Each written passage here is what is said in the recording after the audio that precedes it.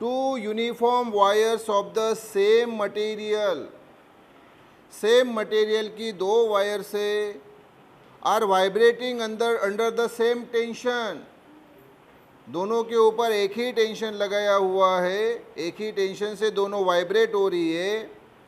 If the first overtone of the first wire, पहली wire का पहला overtone is equal to the second overtone of second wire, second wire का second overtone, and radius of the first wire is twice the radius of the second wire, पहले wire का radius दूसरे wire के radius से double है, twice है। Then the ratio of the lengths of the first wire to the second wire is, तो उनके lengths का रेशो पूछा है, पहली वायर की लेंथ अपॉन दूसरे वायर की लेंथ। बहुत बढ़िया क्वेश्चन।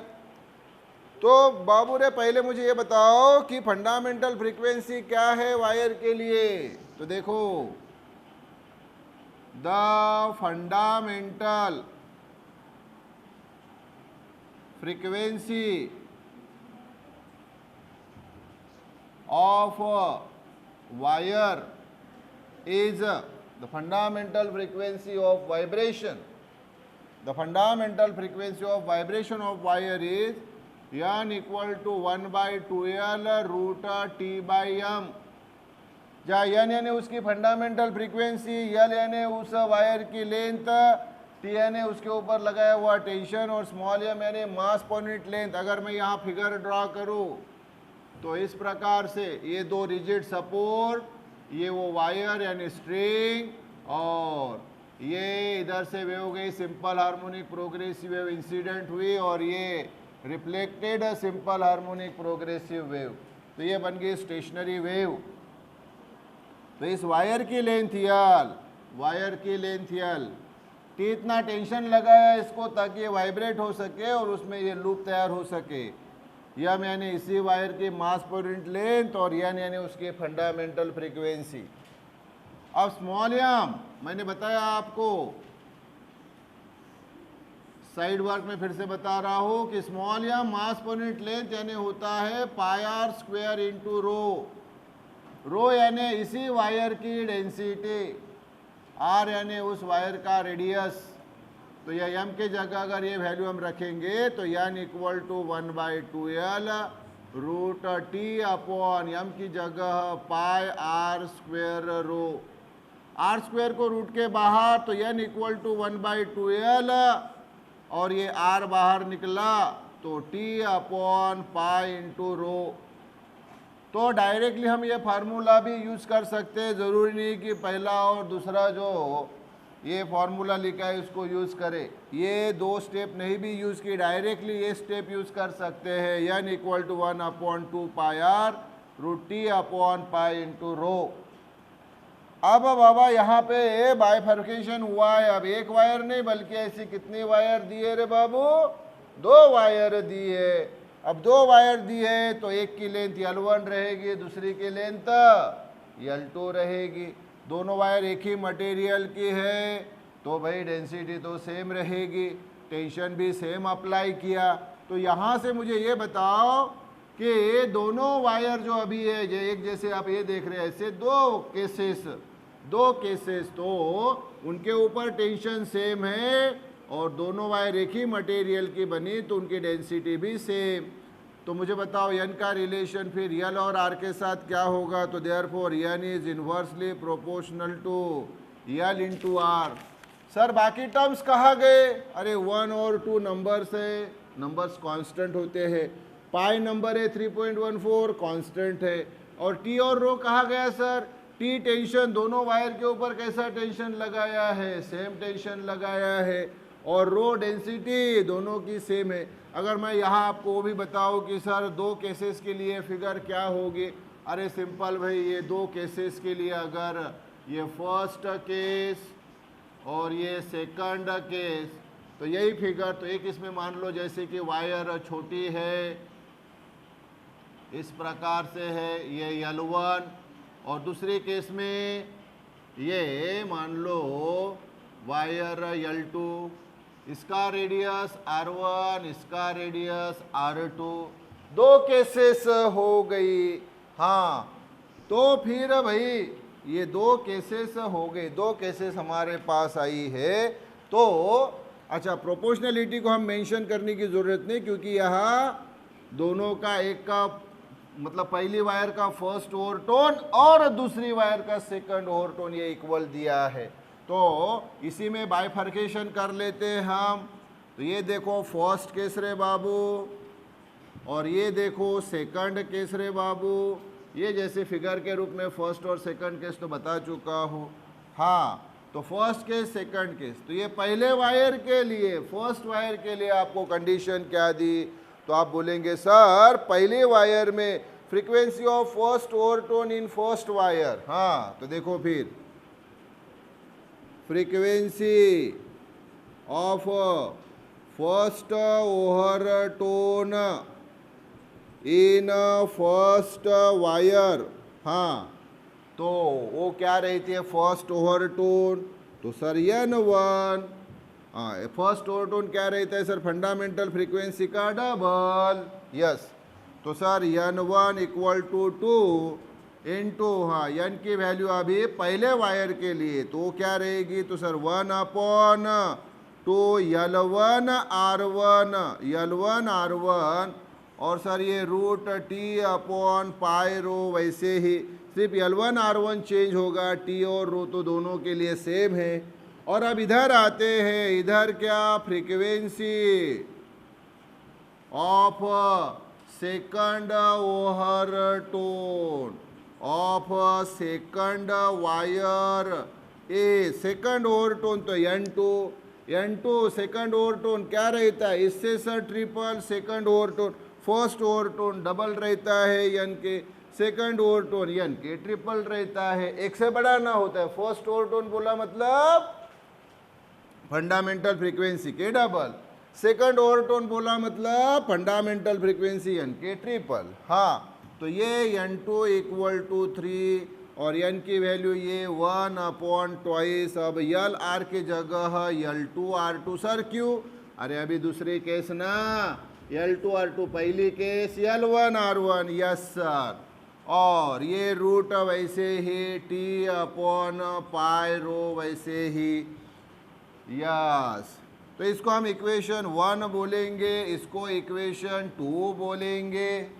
अब हमें ये बोला गया है कि भाई ये वाला N1 और ये वाला N2 सेम है। ये कंडीशन हमें दी है कि frequency of first overtone in first wire equal to frequency of second overtone in second wire. ये बाकायदा हमें बोला गया है, तो लिख लेते हैं।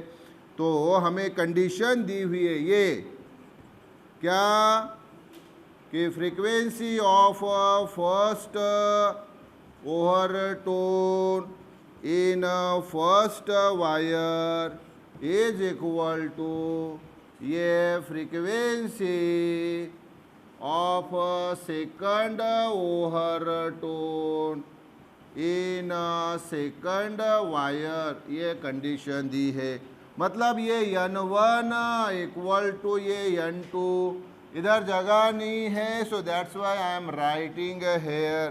तो N1 की वैल्यू ये 2 इंटू 1/2 L1 R1 root T/π equal to this 3 into 1/2 L2 R2 root T/π। ये लिख लिया हमने। क्या कैंसल हो सकता है? तो सर 2 कैंसल होगा, ये रूट T/π और ये root T/π sir cancel. Okay, तो बचा क्या? तो सर यहाँ बचा 1/L1 R1 इक्वल टू यहाँ सर 3/2 L2 R2, और सर यहाँ साइड वर्क, और क्योंकि रेडियस के बारे में हमें बोला गया है, और वो क्या बोला है कि पहले का रेडियस दूसरे के रेडियस से डबल है, मतलब R1 इक्वल टू 2R2। तो चलो रखो R1 की वैल्यू 2R2, तो 1/L1 और R1 की जगह 2R2, और ये 3/2 L2 R2 क्या कैंसिल होगा?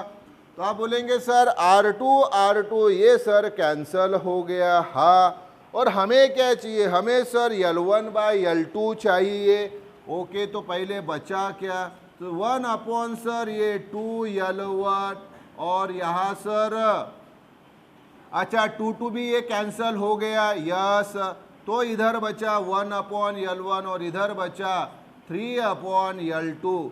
ये L1 इधर लेके जाओ, 3 इधर लेके आओ, तो L1/L2 इक्वल टू ये 1 और ये वाला 3, left equal to right, so that's why right equal to left, so therefore L1/L2 equal to 1/3 और ये है आंसर। और इसका ऑप्शन ABCD में आप देखेंगे तो बोलो ऑप्शन क्या है?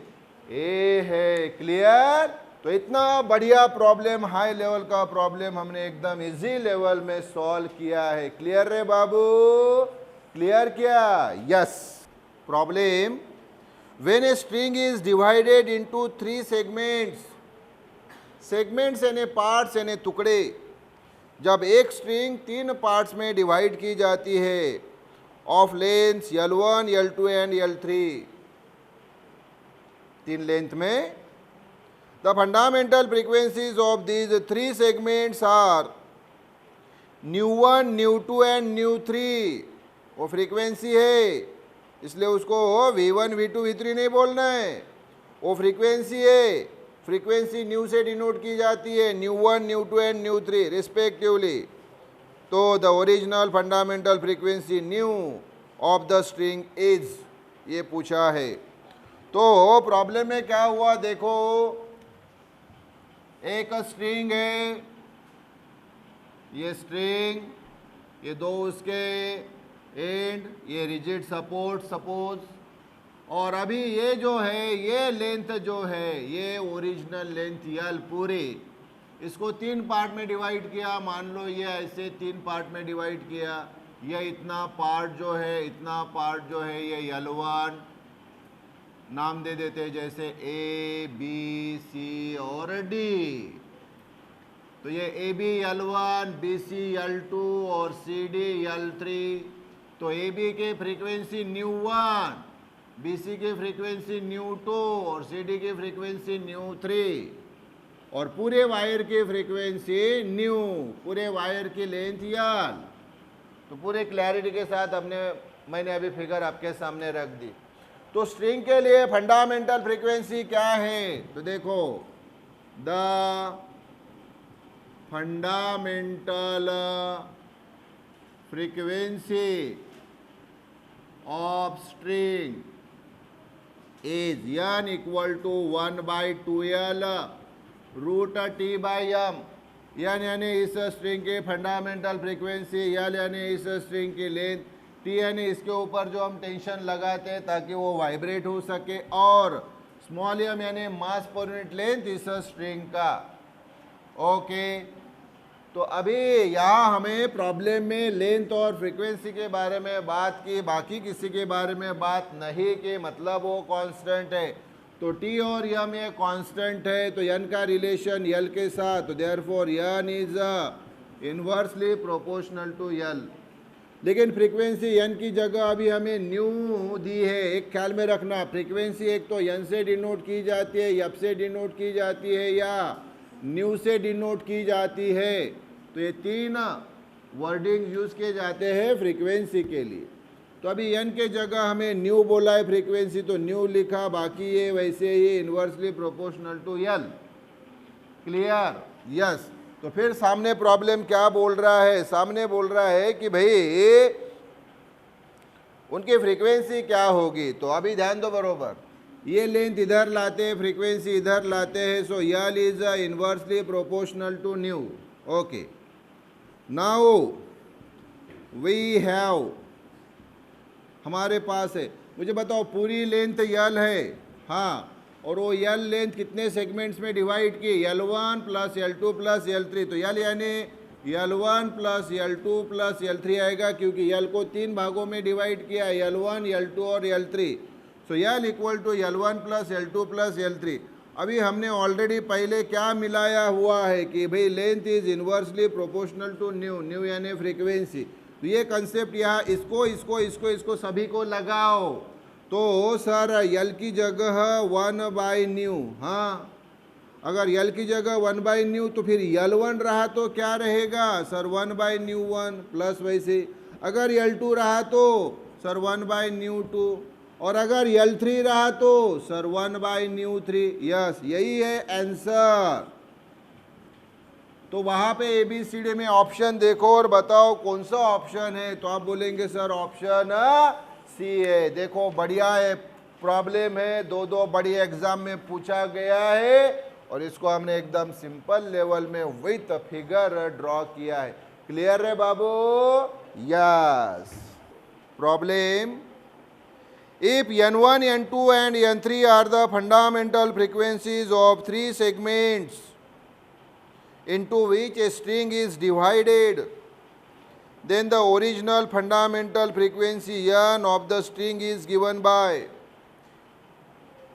ये प्रॉब्लम में भी उसी प्रकार से जैसे पिछला हमने देखा कि एक स्ट्रिंग है और उसको 3 सेगमेंट्स में यानी 3 पार्ट्स में डिवाइड किया है। उसकी टोटल जो फ्रीक्वेंसी है वाइब्रेशन की उस स्ट्रिंग की N, और 3 सेगमेंट्स में उसको डिवाइड किया तो उन सेगमेंट्स की फ्रीक्वेंसी है N1, N2 और N3। तो ये रिलेशन क्या रहेगा N और N1, N2, N3 के बीच में?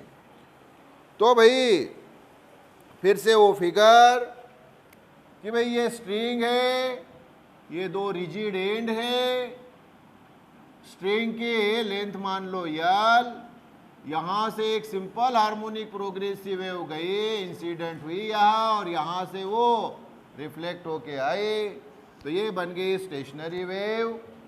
क्लियर? तो ये लेंथ L, स्ट्रिंग की लेंथ मान लो L। अब इसी L को जो है 3 पार्ट्स में डिवाइड किया है, तो मान लो ये एंड A, ये B, ये C और ये D। तो AB को डिवाइड किया L1 में, मतलब AB है L1, BC है L2, CD है L3। तो L को डिवाइड किया L1, L2 और L3 में बाबू रे डिवाइड कर लिया। ओके, तो भाई क्या रहेगा ये अभी हमें वो फाइंड करना है। ओके, तो इसको अभी बेटा सिंपल वे में हम सॉल्व करेंगे। सबसे पहले तो मुझे बताओ कि बाबू रे ये जो स्ट्रिंग है इसकी लेंथ L, ये देखो इसकी लेंथ L, और इसमें एक लूप तैयार हुई, एक लूप की लेंथ कितनी होती है रे बाबू? λ/2। हाँ, तो एक लूप की लेंथ λ/2, तो L इक्वल टू λ/2, तो लैम्बडा कितना रहेगा? Twice L। क्या रहेगा? लैम्बडा ट्वाइस L, है ना? लैम्बडा की वैल्यू क्या रहेगी? ट्वाइस L, बरोबर। अच्छा ठीक है, तो भाई lambda equal to twice L, lambda equal to twice L। Okay, तो अभी हम इसको, इस प्रॉब्लम को दो अलग प्रकार से सॉल्व कर सकते। कितने प्रकार से सॉल्व कर सकते हैं? 2 प्रकार से, है ना? तो मैं दोनों प्रकार से आपको इसको सॉल्व करके बताता हूँ। तो पहले ये टेक्निक, इस टेक्निक से बताता हूँ, फिर दूसरी टेक्निक से बताता हूँ। तो लैम्बडा इक्वल टू 2L। अब वी हैव, हमारे पास फार्मूला है, क्या है बाबू? V equal to N lambda. V यानी वेलोसिटी है जो सिंपल हार्मोनिक प्रोग्रेसिव वेव जा रही है, इंसिडेंट हो रही है या रिफ्लेक्टेड हो रही है, रिफ्लेक्ट हो रही है, उसकी वेलोसिटी। यानी इसकी फंडामेंटल फ्रीक्वेंसी, लैम्बडा यानी इसकी वेवलेंथ। तो V equal to N lambda. Yes, तो फिर N क्या होगा? N वैसे ही ये V by lambda. Left equal to right, so right equal to left, so N equal to V by lambda. तो N equal to V by lambda की value ये हमने फाइंड की ट्वाइस L, है ना? तो N इक्वल टू क्या आया? V बाय ट्वाइस L पूरे इसके लिए। हाँ, तो फिर यही कहानी ये तीनों के लिए बाइफरकेट की, तो क्या होगा? तीनों के लिए अगर हमने बाइफरकेट की तो इसके लिए, इतने पार्ट के लिए, L पार्ट के लिए पूरे यल पार्ट के लिए फ्रीक्वेंसी n, तो L1 पार्ट के लिए तो क्या बोलोगे तुम? सर यहाँ n की जगह n1 v, वैसे वेलोसिटी चेंज नहीं होती है, वेलोसिटी फिक्स रहती है।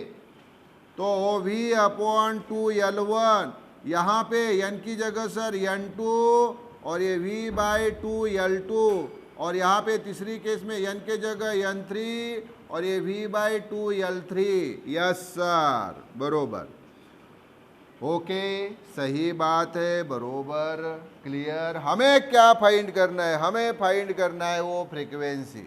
ओके, तो भाई अब यहाँ पे बरोबर ध्यान दीजिए, बरोबर ध्यान दीजिए। तो ये हमारे पास केसेस आ गई है। ओके, हाँ, तो n1 n2 n3 ये हमारे पास आ गई है। क्लियर। अब मुझे बताओ ये लेंथ L जो है, L कितने पार्ट में डिवाइड है? तो L सर 3 पार्ट में डिवाइड है, L1 L2 L3। तो देखो अब, हाँ, तो now L equal to L1 plus L2 plus L3 है ना? यस। तो ये पहले केस से मुझे बताओ L क्या आएगा? L इधर और ये n इधर लिया तो क्या आएगा? बोलो जल्दी। तो L इधर और n इधर तो क्या होगा बताओ? L इक्वल टू, हाँ इसी, हाँ यही देखो, L equal to v upon 2n है ना? चलो सिंपल करते हैं इसको। n equal to sir v by 2l, हाँ n equal to sir v by 2l। तो इसको सिंपल करता हूँ, देखो हाँ, ज़्यादा सिंपल कर देता हूँ। तो L इधर और सर ये v बाई 2n, यस। और अभी L equal to v by 2n, इसको डिवाइड करते हैं 3 पार्ट में। 3 पार्ट में अभी इसको डिवाइड करते हैं, तो इसको डिवाइड करते हैं, इसको मैं हटा देता हूँ अभी और इसको 3 इसमें डिवाइड कर लेता हूँ। एक ही बात, पहले हमने n को डिवाइड किया था, उसके जगह सिंप्लिसिटी के लिए L को डिवाइड करेंगे।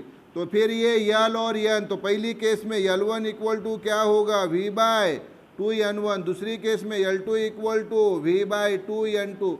तीसरी केस में L3 equal to v by 2n3।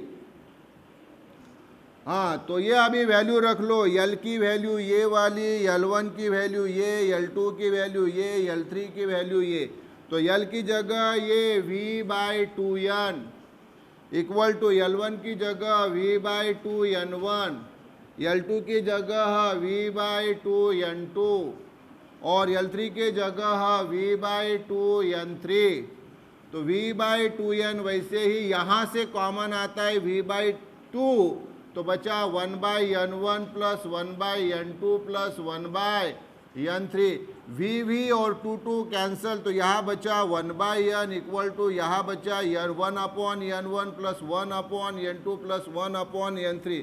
और यही है रे बाबू आंसर। और ऑप्शन मुझे बताओ वहाँ कौन सी ऑप्शन है? तो आप बोलेंगे सर ऑप्शन ए। क्लियर। ये एक मेथड हो गई, दूसरी भी मेथड बताता हूँ। क्लियर। यस। अब बेटा इसी प्रॉब्लम को सॉल्व करने की अभी सेकंड मेथड रे बाबू। तो ये सेकंड मेथड, पहले मेथड से हमने सॉल्व कर लिया। अभी सीधा सीधा मुझे बताओ, ये जो वायर है जिसकी लेंथ L है, ये लेंथ उसकी पूरी लेंथ है L, यहाँ लिखो या यहाँ, एक ही बात, ये पूरी लेंथ L। तो ये जो स्ट्रिंग है इसकी फंडामेंटल फ्रीक्वेंसी बताओ। तो देखो फंडामेंटल फ्रीक्वेंसी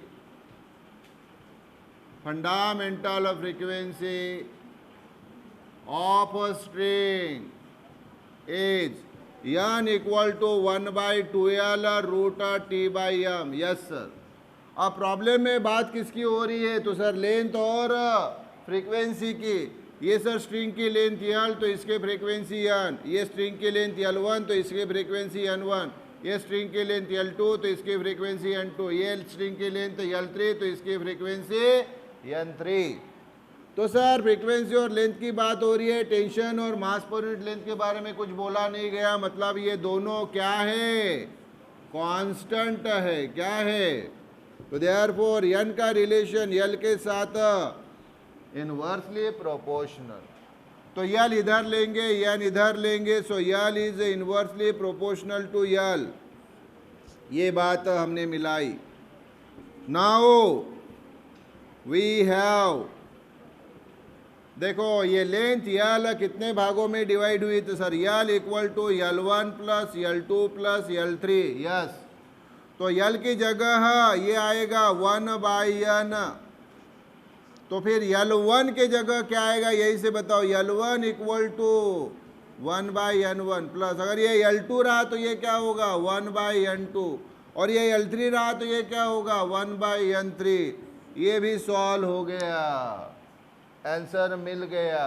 तो दो टेक्निक से आपको मैंने आंसर मिला के दिया है।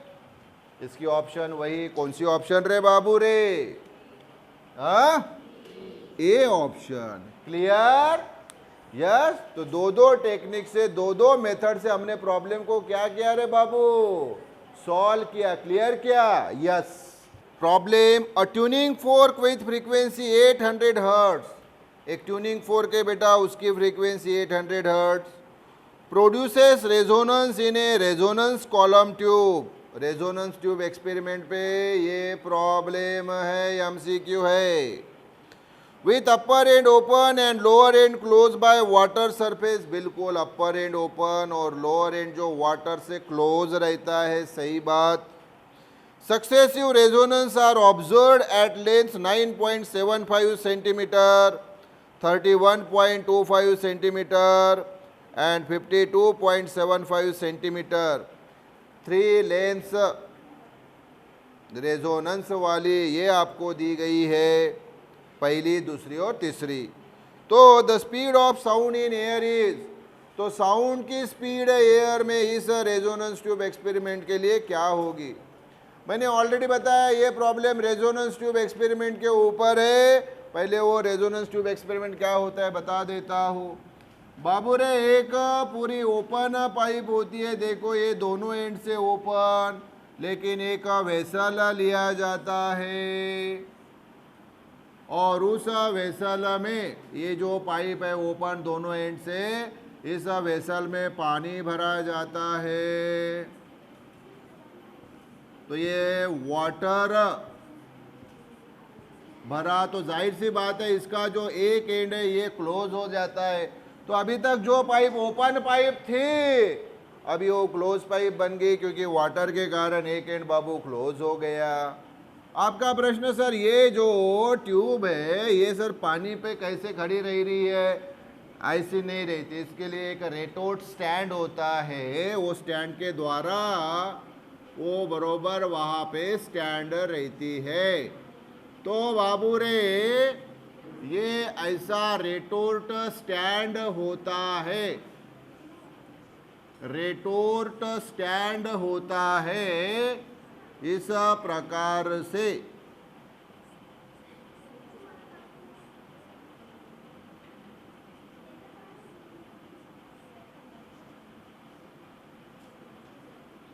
तो ये वाला है बेटा रेटोर्ट स्टैंड।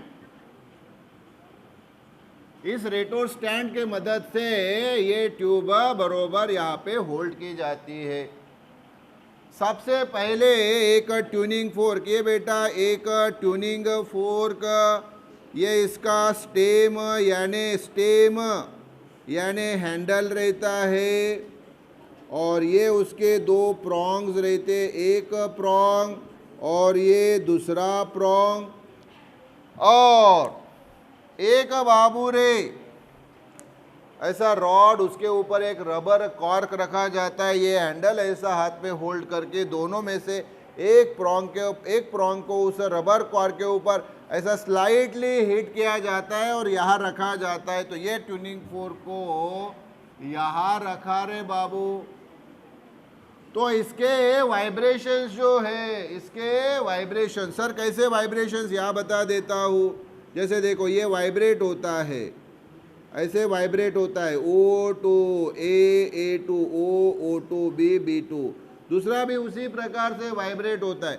तो ये साउंड के वाइब्रेशंस जो है ये बेटा इस एयर कॉलम को मिलते हैं, और एयर कॉलम को मिलने के कारण देखो एक incident simple harmonic progressive wave यहाँ आके टकराती है, इंसिडेंट हुई, और दूसरी बेटा यहाँ से रिफ्लेक्ट होके गई, तो यहाँ पे ये स्टेशनरी वेव बनी।